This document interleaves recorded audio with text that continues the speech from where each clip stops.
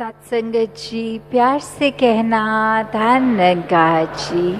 अपने अंदर की जो भी एक हमें पता होता है हर एक को कि ये वीक एरिया है हमारा, थोड़ा यहाँ स्वभाव में हमें पता है हमको इस जगह पे चेंज करना है अपना स्वभाव। तो वो जब एक दातार के द्वारा चेतनता से पता है तो उसको बदलने से सिर्फ हमारा अहंकार ही हमें रोकता है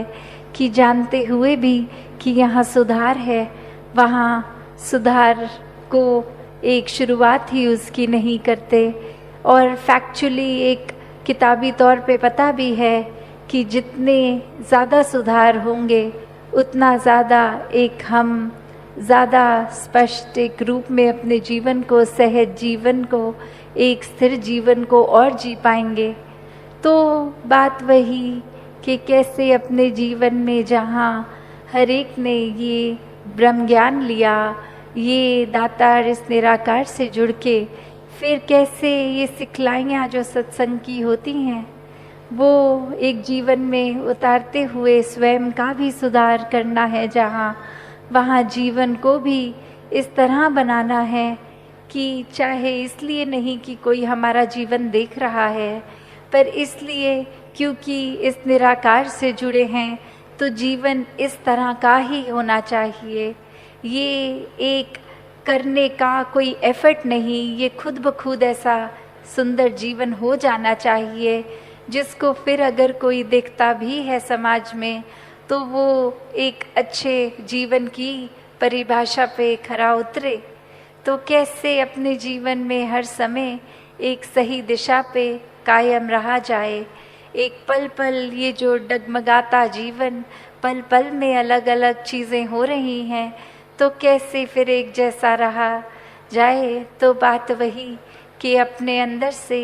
ये निराकार को जितना हम बिठा कर रखें अपने अंदर और अंदर से जितना अहंकार को समाप्त कर दें, वहीं पे एक ये तरीका एक अपने जीवन का तरीका ही बन जाएगा। फिर उसमें कोई ऊपरी मेहनत नहीं किसी एक तरह से जीवन को जीने की। जिस प्रकार एक कहानी भी सभी ने अक्सर सत्संग में भी सुनी है कि वो एक मूर्तिकार बहुत ही फेमस वो आर्टिस्ट उस तरह कि वो अपने कला को इतना परफेक्टली कर रहा है कि फिर वो एक असली नकली का कोई फ़र्क ही नहीं कोई पहचान पाता कि एक अगर असली फूल है, एक उसने नकली भी बनाया तो आंख दूर से देख के कोई फ़र्क नहीं करती। और इसी तरह उसका एक पर चरित्र इस तरह कि दुनिया में बहुत सारी उसकी लेनदारी हो गई और अब जब वो वसूल करने के लिए आए जिनसे पैसा कर्जा लिया तो एक तरकीब दिमाग में कि मैं अपने जैसा एक पुतला बना के फिर एक वो ऐसे मृत्यु रूप में उसको दिखाकर कि सब फिर कन्विंस हो जाएंगे, वो मान जाएंगे कि अब शरीर रूप में मैं नहीं हूँ, तो जब मैं ही नहीं तो पैसे किससे अपने वापस लेंगे। तो ऐसे ही वो बिल्कुल अपने जैसा हूबहू मूर्ति को एक लिटा देता है बना के और खुद छुप जाता है। और उसी समय लोग आके जब ये देखते हैं तो एक वो बात मान लेते हैं कि ये इंसान का जीवन खत्म हो गया है। और वहीं एक इंसान आके थोड़े गौर से देखता है तो लगता है कि शायद कुछ एक असल का शरीर वो नहीं है। और वो फिर एक बस ये जानकारी के रूप में ऐसे बोलता है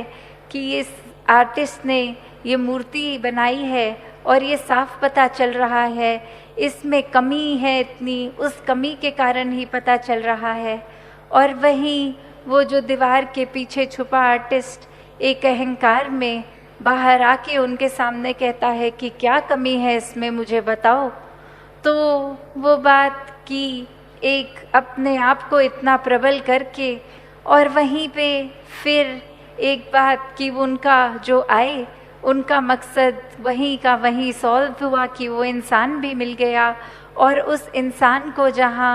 एक उसने वो रूप लिया कि मैं इसको अपने आप को मृतक घोषित करके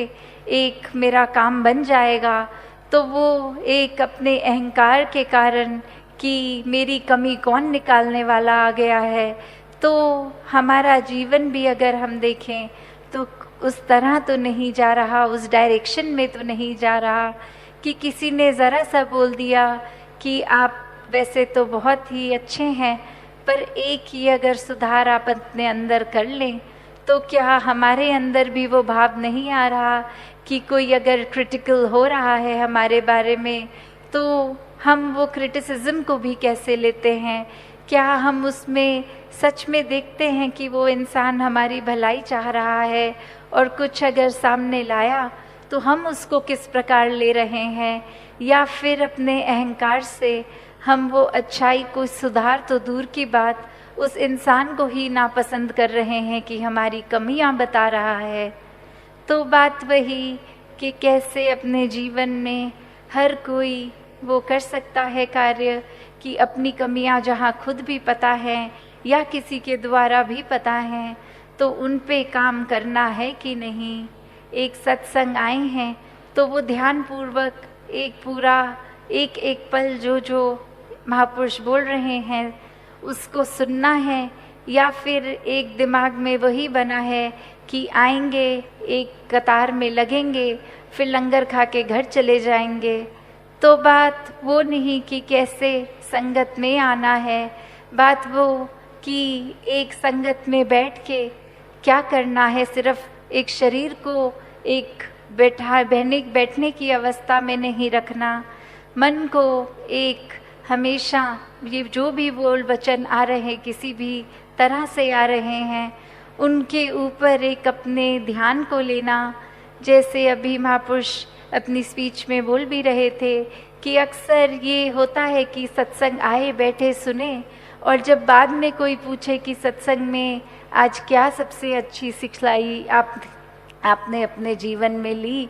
तो बात वही आती है कि कुछ ध्यान से नहीं सुना था, या हम एक थे पर वो ध्यान बस नहीं लग पा रहा था।